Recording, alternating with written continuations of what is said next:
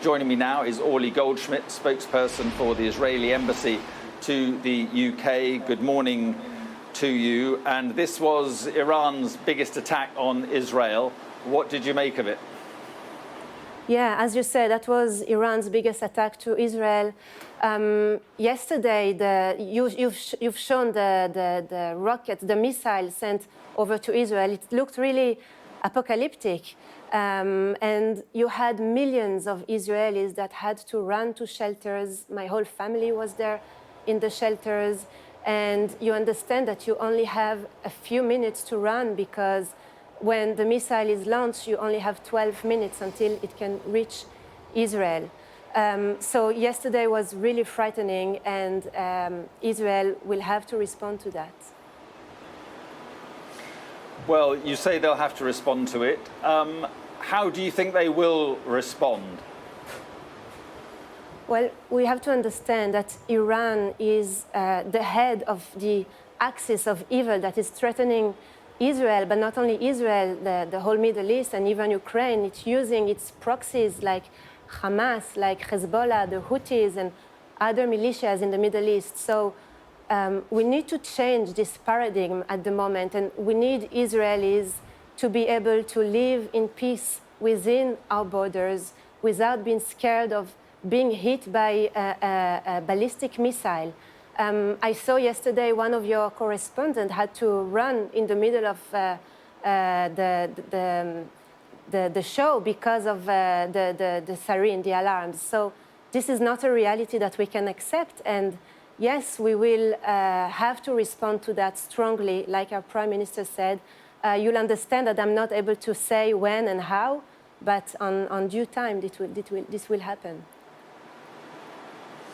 But how Israel responds, and clearly we don't know what the nature of that response will be, but how they respond could determine whether this becomes an all-out war with Iran. Do you think that Israel will be cautious in its response, or do you think there's a sense in which Benjamin Netanyahu sees this as an opportunity to deal a real blow to Iran?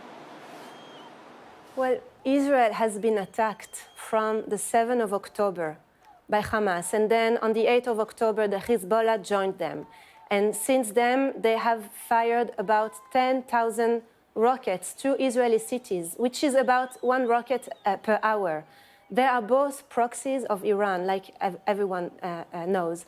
And you know that Israel is not looking for a war, but this time, and after Iran has been warned not to fire missiles at Israel, and they didn't listen, and they don't mind about threatening the stability of the Middle East, we will have to answer, and I'm sure you would expect your government to answer as well if they were fired about 200 ballistic missiles over their citizens. Yeah, I mean, do you think that this will involve an attack on Iran's nuclear facilities? Benjamin Netanyahu has often said that that is an option that Israel is considering. Well, Mark, it's not something that I will discuss here, and you'd understand.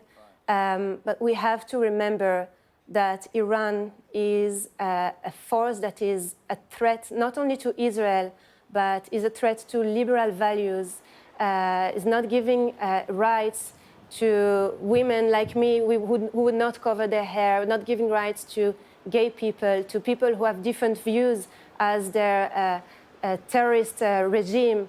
So, of course, Israel has to respond, and we will see when and how. It's not something that I'm able to discuss here with you.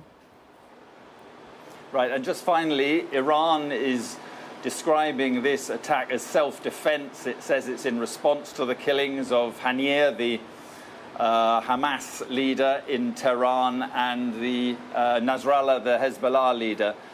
What do you accept that at all?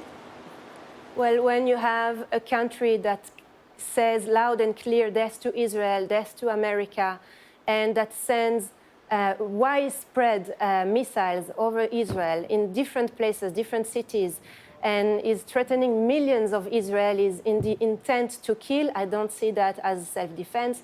I see that as a provocation and it's something that cannot be unanswered. So no, I don't accept that.